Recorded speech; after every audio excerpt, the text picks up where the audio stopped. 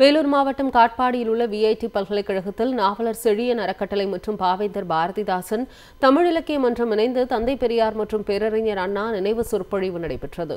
VIT வேந்தர் விஸ்வநாதன் தலைமையில் நடைபெற்ற விழாவில் திராவிடர் கழக தலைவர் கி வீரமணி, மதிமுக பொதுச் செயலாளர் வைகோ உள்ளிட்டோர் பங்கேற்றனர். எதிரிகளின் மூலப்பலத்தை அறிந்து தாக்கியவர் பெரியவர் என தெரிவித்த கி வீரமணி, அதனால்தான் பெரியாரின் பிறந்த நாளை சமூக நீதி நாள் என்றும் அம்பேத்கர் பிறந்த நாளை சமத்துவ நாளாகவும் முதலமைச்சர் மு க ஸ்டாலின் கொண்டாடுவதாக தெரிவித்தார். அவரை தொடர்ந்து பேசிய வைகோ, லட்சியவாதிகளுக்கு மரணம் இல்லை, லட்சியங்களுக்கும் சாவில்லை என்றார்.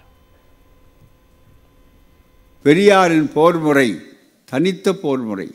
மற்ற போர்முறையெல்லாம் கண்ணுக்கு தெரிந்த எதிரிகளோடு தான் போராடுவார்கள். ஆனால் பெரியார் என்ற அந்த மாபெரும் சக்தி இருக்கிறத, அது மூலபலம் எங்கே என்று தெரிந்து அதை முறியடிப்பதுதான் பெரியாரின் வேலை. ஆகவேதான் இந்த நமக்கு அனைவருக்கும் கல்வி. அதனால தான் இன்றைக்கி பார்த்தீங்கன்னா என்னை முதலமைச்சர் அவர்கள் அனைவருக்கும் அனைத்தும் சமூக நீதி, பெரியாருடைய பிறந்தநாள் விழாவை சமூக நீதி நாளாக, அம்பேத்கர் பிறந்த நாளாக சமத்துவ நாளாக கொண்டாடுவதனுடைய தத்துவமே வெறும் தனிநபர்களுக்கு பெருமை சேர்ப்பதல்ல, இந்த கொள்கையுடைய வெற்றியை உறுதிப்படுத்துவது என்பதுதான் மிக முக்கியம். திராவிட இயக்கத்தை பாதுகாக்க பெரியார் வாழ்கிறார், அண்ணா வாழ்கிறார், கலைஞர் வாழ்கிறார்.